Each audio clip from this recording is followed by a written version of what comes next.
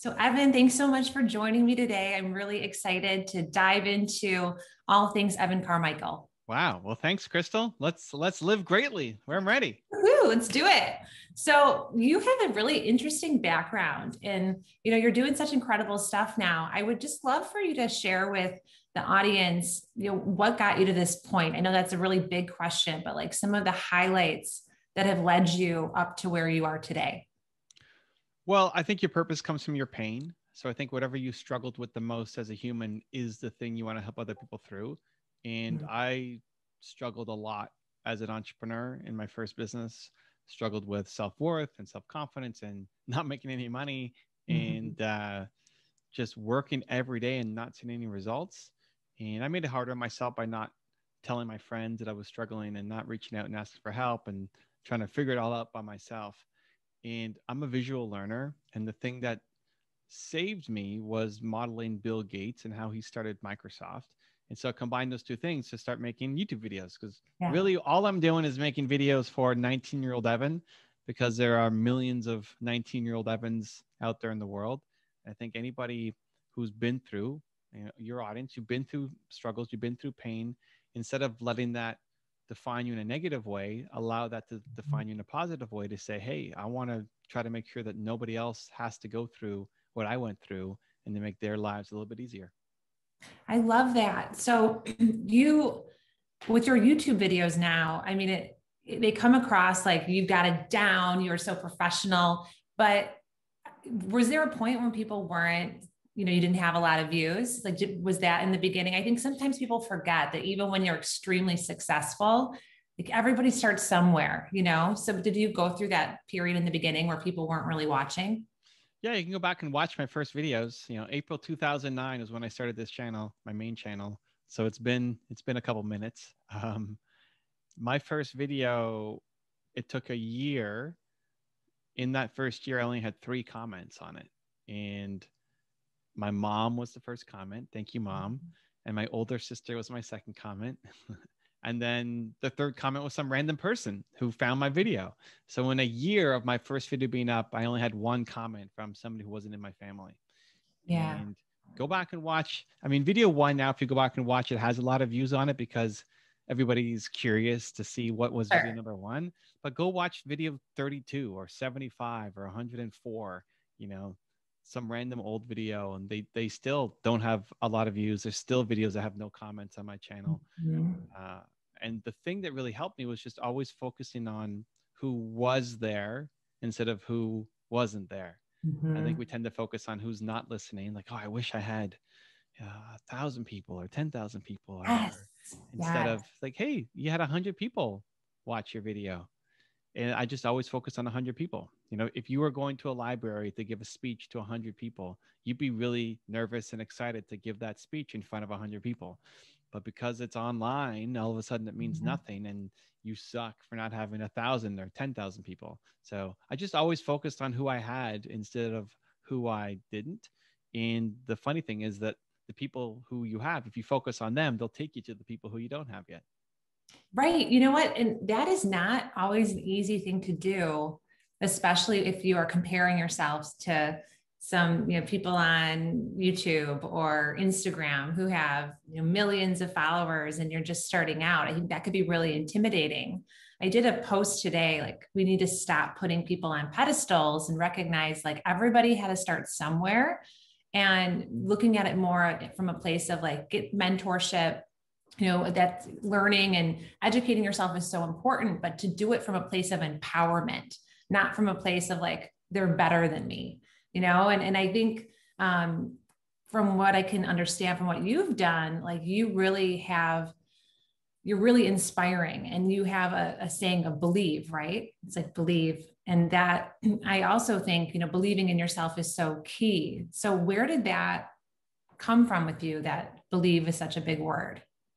Yeah, and listen, to that point, Kristel, I think comparison is actually fantastic, comparing to other people. I think people just mostly do it incorrectly. I think people use it as a kick down to say, oh, well, I mean, look at how well she's doing. I mean, I must suck, as opposed to a kick forward. So for me, I look at young Les Brown, I think is the greatest speaker of all time. When I watch young Les Brown get on stage and do his, Georgia Dome speeches, like, man, he's crazy. And I look at that and say, that's what's possible. That's Yeah. inspiration. I could become my version of that. Not, wow, Mhm. I'm never going to get there. I suck. But I Right. think without the comparison, there's no kick. So you need to kick yourself forward instead of kicking yourself down, Mhm. but you need a kick. You need the kick. Just hopefully we're kicking forward instead of down. So I love I love the comparison. I love knowing what's possible. I think if you are surrounded by people who are all doing less than you get lazy and slow and don't go do the thing that you were born to do. So I think it's great to have those people around us. We just have to be more intentional in how we're looking at that comparison. Um, Yeah, that perspective is so key because I totally agree with you. Like having people or meeting people who, were starting podcasts and doing all that. I was like, oh, I guess I could do that. You can't really, at least for me, I couldn't really grasp what was necessarily possible until I saw some other people who were doing something similar. So I totally agree with that. I think it's all about how you frame it and framing it like not as bringing yourself down, like you're less than, but instead of like interesting, that's inspiring, and then you can do it in your own unique way. yeah, that's what's possible. And Mm-hmm. so I'm constantly trying to surround myself with all the people who I look up to and admire and respect. And that's who I make videos on. If anybody's seen my channel, I want to have Oprah in one ear and Elon Musk in the other ear and Huh. kind of be around them Love it. constantly. And it's not that I think none of our goals are to be the next, like your goal isn't to be the next Oprah Winfrey, the next Elon Musk, or the next whoever. Your goal is to be the best you. And you get that by taking different pieces from all these different people, right? Oprah Winfrey is not going to be the perfect person for you. Elon Musk is not the perfect person for you. You could want to be a visionary like Elon Musk, but maybe not want to be a parent like Elon Musk, right? And that's not casting judgment. That's just you have different role models for different things Yeah. that you want to accomplish in your life. And so just learning that one thing from that one person could be enough to take you down a different path. And so I think the more you can surround yourself with those people and use them as inspiration for what's possible, that then allows you to go off and build the life that you want for yourself. Mm-hmm. Yeah. So that word believe, is that, like, where did that come from? Like, why is that word so important to you? I think a lot of it came from my parents. They're behind me on my wall here. I don't know if you can see, but Yeah. that's kind of me when I'm 8 or 9 years old. And my parents would always say, "You're Evan Castrilli Carmichael, and you can do anything that you believe that you can." And that was a constant reminder, at least for me, that anytime I struggled or suffered, or wasn't doing well, or didn't get the grades that I was supposed to get, or whatever, it wasn't the punishment. It was always the, "Hey, you can do this." And I think everybody has a single most important core value. And whenever you figure out what that is, it gives you a compass, it gives you your roadmap for life. Whenever I'm not happy, it's because I'm not in connection with belief, either self belief, Mm. not believing in myself enough, or I'm not given enough belief. I'm not serving enough people through belief. And so everybody has the single most important core value. And if you're not happy, it's because you're not living a life that's in congruence with your core value.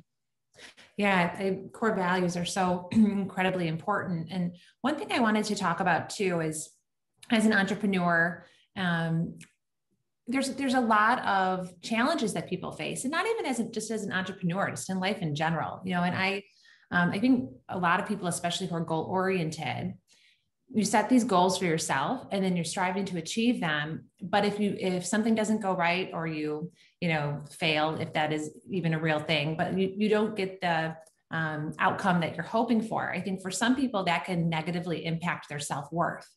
And something that's really important to me is helping people separate their worthiness and self-love from those achievements. It's fun to go after goals, and it's fun to learn and grow and share your talents with the world. But I really think people need to love themselves regardless of all that stuff. So I'm curious if you have any suggestions with what you've shared. Like, you had those challenges and I've experienced my own challenges. How can people do that? Like, how can you separate your value and your worthiness from those external achievements? I think one of the greatest activities or exercises that everybody should do is learn to tie your self worth to the effort you put in instead of the results that you get.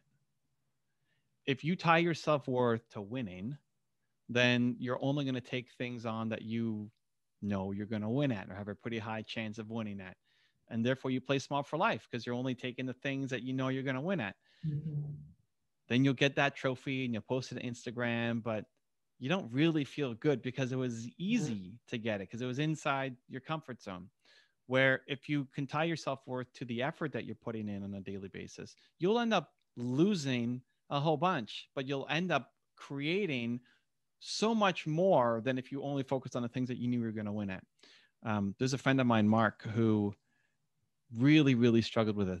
I think all, a good chunk of our discussions or arguments or fights would be centered around this. It's like, well, but I want this outcome, but I want this outcome. Sure. The outcome is secondary to the effort that you're putting in. Like you never go and actually chase down the outcome because you're so worried about it and fearful about it, insecure about it, and trying to be perfectionist about it, where you're not actually proud of yourself for the effort you're putting in. Like the only thing that matters isn't how many likes you get on Instagram or on YouTube.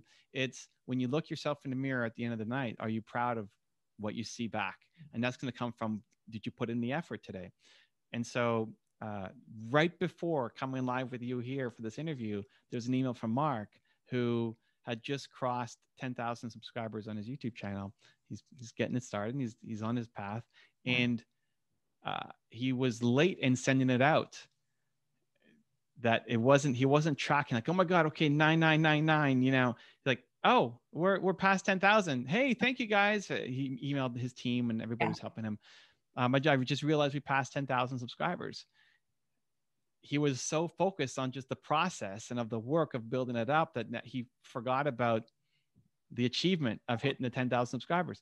And that's the game that we should be playing. We're so focused on the outcome without focusing on the inputs and the effort you're putting in. So you get these hollow victories, don't feel good about them, and don't like what you see back in the mirror. So are you proud of the effort that you're putting in today? If somebody wants to start a podcast and they're super nervous, listen, your first episode is going to suck anyway. Like, just don't expect to be great. It doesn't mean you suck as a human. It just means that you don't have the skill set yet. You're learning. Yeah, for sure. How do you get the skill set? Well, you practice, you model success, you learn, you practice, you put in the repetition. Going back to listen to Kristel's first episode versus now, it's a lot better. And if you keep doing this for 5 more years, we'll look back on this episode and say, oh my gosh, I'm so much better. And that's part of the learning process. But it's getting started. Expect your first thing to suck. Expect it not to be great. And keep going, keep moving. And when you tie your self-worth to your effort, that's when you actually get a lot of self-love. Right. Yeah. And then you're proud of yourself. It's like, and I know for me, when I was going through a lot of personal development and just really pushing out of my comfort zone, I gave myself like a pat on the back. I felt really empowered. It wasn't about necessarily the outcome. It was the fact that I did it. If you're able to be really proud of yourself for going in the direction of that, like discomfort, working towards your dreams, I think that's where that fulfillment comes in, because you're expanding and you're growing and you're learning. So that was great. Thank you for sharing that. I would love to hear a little bit about your thoughts on how people can prevent burnout as far as well-being and wellness. I know as I have a background in integrative medicine and integrative psychiatry. And when I was practicing, like I saw so many people who would come in and they were putting in so many hours into their jobs and they were, grinding and they were doing great financially, but they were not doing well in other areas of their lives, mentally and physically, emotionally, relationships. So, you are somebody who you're doing a lot of stuff. And I would love just to hear your thoughts on that topic. And if you have any suggestions for people who need to kind of take care of themselves while they're going after, their dreams. Yeah, I might take this in a slightly different direction, I think, than most people. I think one of the biggest causes of burnout is people just don't love the work that they're doing. If you look at my channel, I do this program called Movement Makers where I help people build their movement and we, train people who are get their message out to the world. And I was looking at my channel and somebody asked me about burnout. And so I went to look at how many videos have I done, and including the unlisted ones that we use for programs and different things, At that time, it was maybe a couple of weeks ago, we had 10,663 videos that I've done on my channel. Now it's been over, since April 2009. So it's been a while, but 10,663 videos was the number a couple of weeks ago. And I don't feel burnt out because I love it. Like, you know what you're doing. Mm-hmm. Well, it's not just knowing, it's actually liking the process, right? Where the work fuels me. It doesn't, when I leave making videos, I don't feel drained. I feel energized. Talking to you here, this isn't work for me. This is fun. I'm going to take the energy from Kristel and then take it to my next thing afterwards. I don't have to like go meditate or go have a nap or go for a walk or, do something like that. When I look at you, I look at my calendar this morning, right? Every morning, look at my calendar. It's like, what's ahead in my calendar? What's my intention for the day? I see Kristel there, like, oh, this is going to be fun. Let's go. Another awesome podcast. I don't look at it and dread like, oh man, Kristel, come on. Right. If that was it, then I wouldn't do it. Right. But if you put me in, I could do all day talking to you and be amazing. But if you put me into 20 minutes of accounting, I'm going to start hating my life and I'll burn out super quick. And so I think people focus too much on the hours spent on things and say that's why they're burning out without enough focus on the actual love and intention behind the work that's going on. And so I've got, a crazy busy day today, and my calendar is also crazy busy, but I also, plan time for my wife and my family and everything else. And I have my version of balance. And I'm not judging my version of balance against you or Oprah or whoever else that you might look up to. And I think if you're listening to this and you're feeling super burnt out, I'd really look at what are the things that are causing you to be burnt out. And you're probably one, in the wrong job, or two, hanging around the wrong people that are sucking your energy instead of giving it to you. That is so wise, everything you just shared. And I completely agree with that. And I know for me, when I switched over to having my business, I say this to my kids too, because they'll be like, Mom, are you working today? I'm like, it doesn't feel like work, guys. Like it's not work. It's not work. It's an extension of like who I am and wanting to share it. So I totally get that, but it wasn't always like that for me. So I recognize that shift, and I think, just the awareness of that, like you said, like, how do you feel after a certain thing? If the audience can just tune in, like, when are you feeling that way? Is it after you've been, working nonstop and doing something you don't love? But that was great, Evan. At this point, I know we are coming to a close. So I want you to be able to share about your new book, because I know you have a new book. And then where can people find you and learn more and all the cool stuff you're doing? Yeah. And also just quickly on that point, I think people ask me about health too, about what's your number one tip for health. And I don't think it's diet, and I don't think it's working out. I think it's loving what you're doing. Like, I think the thing that's causing a lot of disease and depression and unhealthiness in the world is people stuck doing work that they hate. I think everything gets better when you are doing work that you love. And there's going to be moments inside of the work that you love that you don't like. There's going to be moments of starting the podcast and then the technology fails, or the person doesn't show up, or your internet cuts out, or, you're not going to love every minute of every day, but net, you have to love the work that you're doing. The book is called Built to Serve. So the idea behind that is your purpose comes from your pain. If you don't know where you want to go in life, you don't have your direction, it's really not that hard. You don't have to sit on a mountain for 10 years meditating to figure out your purpose. Your purpose comes from your pain. Whatever you struggled with, that's the thing you want to help other people through. And that will never get old. We'll be 120 years old, still wanting to serve the same people, because that mission is so big that it's never going to be accomplished. So the book guides people through how to figure that out, and then how to turn it into a business. Because if you figure out your purpose, but you're doing it on the weekends and evenings, meanwhile working at some job that you hate, you're not happy, and you're also not having the impact that you're capable of having. So you have to turn it into a business that then can grow. You can do it full time. You can bring on a team and have a much bigger impact. So that's the book. And if you want to contact me, I'm pretty much on all the social platforms, YouTube, Instagram, Clubhouse, wherever you're at right now, I'm probably there. Yeah, that's awesome. I love the book title. I love the subject. I was having a conversation about writing a book myself, and I was talking with somebody, and they're like, who's your target audience? And I heard this a while ago, but it's like, well, your target audience, for me at least, is like people like me, people who have gone through things or are going through things that I've gone through, or that I'm going through, because that's stuff that I'm passionate about and that I'm excited to share. So I love that it seems like that kind of ties into some of the subjects you go over in your book. Yeah, it's the you from 5 years ago or 10 years ago. Here's Mhm. the thing, Kristel. I mean, people, you would look at yourself 10 years ago. Kristel would look at like today's Kristel and say, that's not possible. Oh, for sure. Yeah, Right? I wouldn't have thought it was possible. You're gonna have a radio show, right, or a podcast, whatever we would have called it 10 years ago.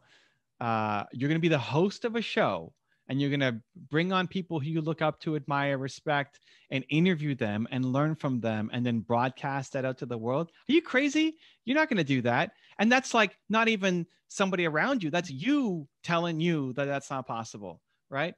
And so you are an impossibility to 10 years ago, Kristel. Mhm. And so in recognizing that, it's like, holy cow, there are millions of people right now who are 10 years ago, Kristel, who are struggling with that very same mindset, belief system, way of thinking.